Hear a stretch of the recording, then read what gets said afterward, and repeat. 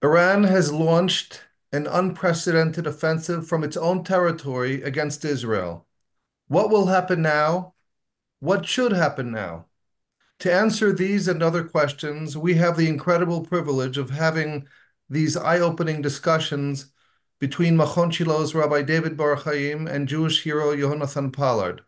Welcome, Yehonathan. Thank you. Glad to be here. Rabbi Bar Chaim. Shalom, Jonathan, my friend, and Shalom. welcome to all our listeners and viewers. I might mention at the outset that due to a recent trip that you had to undertake overseas, and therefore a small hiatus in our regular conversations, we were inundated with many SOS calls. Where are these conversations? Why are you not posting more information and more insights? We need to hear more from Jonathan Pollard. So we're happy that we're able to do this again starting today. And let us begin at the beginning. We all know that this past very early Sunday morning, Israel time, the night between Saturday and Sunday, Iran, for the first time in living memory, attacked Israel with well over 300 missiles, cruise missiles, and even ballistic missiles and drones. Various interpretations have been offered with regards to the outcome. The outcome was that 99%, I believe that's an accurate figure, literally 99% of those drones and missiles, excuse me, were intercepted and neutralized. Very, very minor damage occurred in one or two sites here in Israel. But beyond that, essentially, there was no effective destruction or devastation in Israel. Was this the result, as some claim, as the army essentially is? This is the claim being promoted by the IDF and its spokesman. This was a brilliant feat of Israeli and Israeli technology, American technology, being able to neutralize this threat, and therefore it's a great victory for Israel. On the other hand, another interpretation that I've heard is that this was a deliberately non-sophisticated, shall we say, unsophisticated, and it was never planned to be a very successful attack. It was more of a warning, more of a taste of things to come, more of a test run. But the real deal, if and when it comes, the outcome would be very different.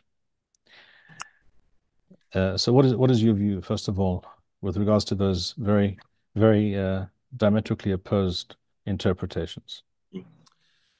First of all, had the Iranians really intended to hurt us badly, the attack out of Iran would have been far greater, and it would have been conducted in cooperation, or simultaneously rather, with Hezbollah.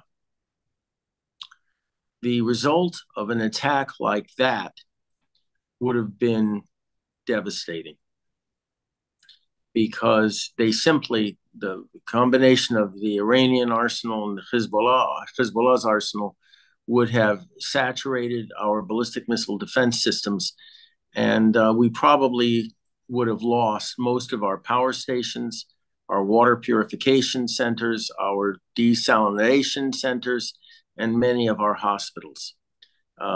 We simply do not have the capacity to withstand that kind of overwhelming force. So, what are we looking at?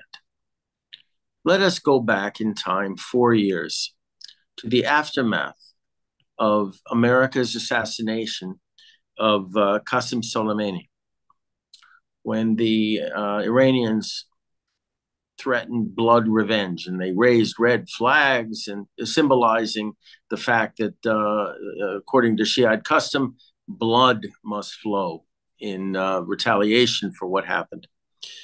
Well, there was an attack, an Iranian attack on an American base in Iraq called Ain al-Assad. And it was hit by a volley of ballistic missiles, some of which missed the camp and others which hit with pinpoint accuracy various facilities in the camp. It has now been established beyond any shred of doubt that this was a pre-coordinated strike with the United States. Donald Trump subsequently acknowledged as much. The commander of the base itself acknowledged as much, and the regional U.S. commander acknowledged as much. There was an effort by both the Iranians and the Americans to allow Iran to save face, but not to do so much damage that it would require an American response to that. And what happened was just that. There were no deaths that were caused by this rocket strike, simply because we knew when the strike was going to occur and what it was going to be composed of, so that everybody basically at the base was in protective facilities at the time, bomb shelters, if you will. Now, just parenthetically, there were a lot of American service members that suffered from traumatic brain injury, TBI, after that strike. So to say that there were no casualties might be correct insofar as nobody died, but there were many, many service members that had some really severe cases of traumatic brain injury from the concussion. So that was in 2020. What we have seen now, I believe, based on everything that I've read from all sources and from conversations I've had with friends of mine in the Israeli intelligence and service, Aman, and in the operational wings of the army as well, that what we had was what they're calling Ain al-Assad number 2. We had the same thing. Now, in the run-up to this strike that we just was able to deflect or defeat, if you will, the Iranians amped up their threats, just as they did with the original Ain al-Assad. The United States got involved through back channels to work with the Iranians to establish some kind of face-saving measure for them to hit us, but not hit us in a way that would ignite the Middle East. So what my sources told me the Americans promised Iran was that if no American assets were targeted and the strike itself was comparatively limited and the date was known and the attacking force was known and their avenues of approach were known, that the Americans in response would guarantee that Israel would not retaliate for the strike. Now, there is some controversy that I've run into as to whether or not Israel was a party to this. But those my contacts that I have come to trust in terms of their credibility have been very clear that the government knew about this deal from top to bottom. They all knew about it. What I find incredible are two things. Number one, if a country knows the date, the time, and the nature of an attack and does nothing preemptively to stop it, I consider that unethical in the extreme. I consider that a violation of the bond between an elected government and its citizens. It's unacceptable.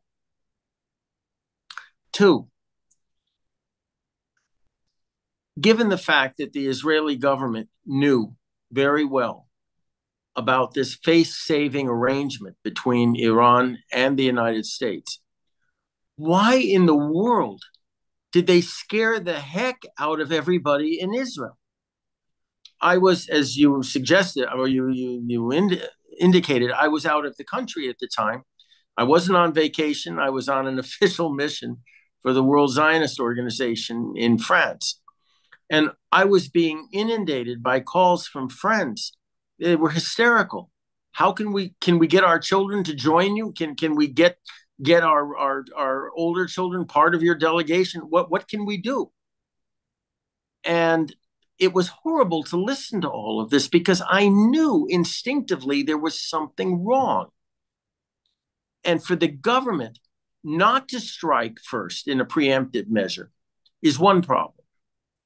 But to allow the whole country to be traumatized before the strike, when they knew the strike was not going to be, Armageddon, I think it was criminal. It wasn't just immoral, it was criminal, plain and simple. But we've known for a long time that neither the government nor the Army High Command is really that concerned with protecting the Israeli people.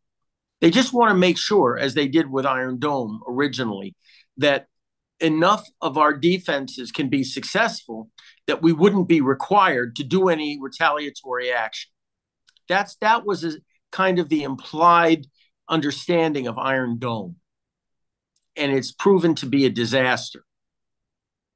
Okay, so we have this situation now, and the Iranians the strike was defeated, more or less. And now the issue is one of retaliation. And everybody's going through this prearranged process of pretending to be in favor of some type of retaliation, of not wanting to amp up our retaliation to the point where it becomes a general conflagration in the Middle East.